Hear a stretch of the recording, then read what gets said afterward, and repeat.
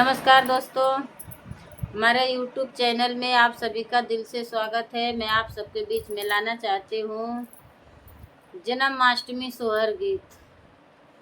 ये हमारी जन्माष्टमी सोहर गीत पसंद आए तो लाइक, सपोर्ट, शेयर ज़रूर करिएगा। आप लोग कमेंट बॉक्स में ज़रूर बताइए हमारा जन्माष्टमी सोहर गीत कैसा लगा। और जय श्री कृष्णा, राधे राधे। दुअरा पे बाजेला बधैया, भीतर उठे सोहर, भीतर उठे सोहर हो। सखिया गोकुला में जनमे कन्हैया, देवकी जी के लल्ला न हो। सखिया गोकुला में जनमे कन्हैया, देवकी जी के लल्ला न हो। दुअरे पे बाजेला बधैया, भीतर उठे सोहर, भीतर उठे सोहर हो। सखिया गोकुला में जनमे कन्हैया, देवकी जी के लल्ला, देवकी जी के लल्ला न हो। जेह दिन कृष्ण जन्म लिहला, धरती आनंद भैली, धरती आनंद भैली हो। सखिया होएला फुलवा के बरसा, कन्हैया जी के जनमे न हो। सखिया होए लागल फुलवा के बरसा, कन्हैया जी के जनमे न हो।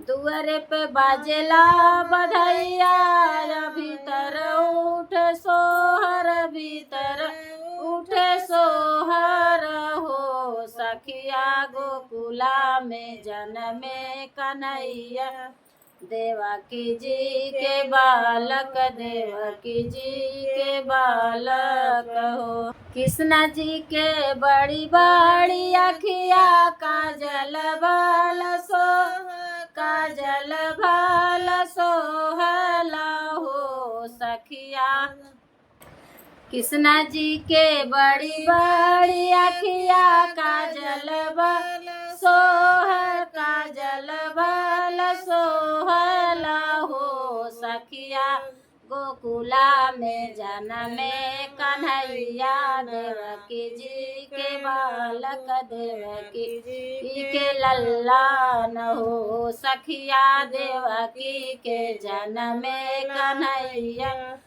सखिया गोकुला में जनमे कन्हैया, देवकी जी के लल्ला न हो।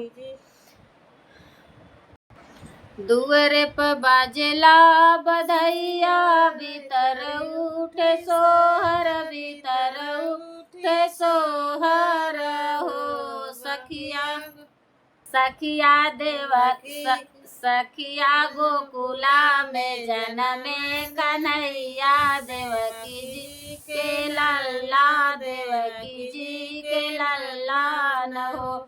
सखिया गोकुला में जनमे कन्हैया, देवकी जी के लल्ला, देवकी जी के लल्ला न हो।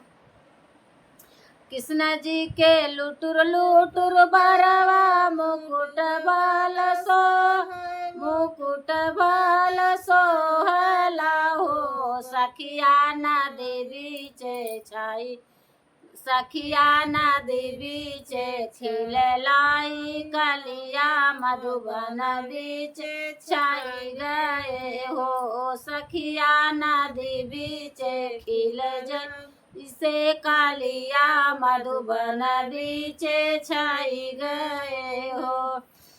दुअरे पे बाजेला बधैया, आंगन उठे सोहर, भीतर उठे सोहर हो। सखिया गोकुला में जनमे कन्हैया, देवकी जी के बालक, देवकी जी के लल्ला न हो। सखिया गोकुला में जनमे कन्हैया, देवकी जी के लल्ला, देवकी जी के लल्ला न हो।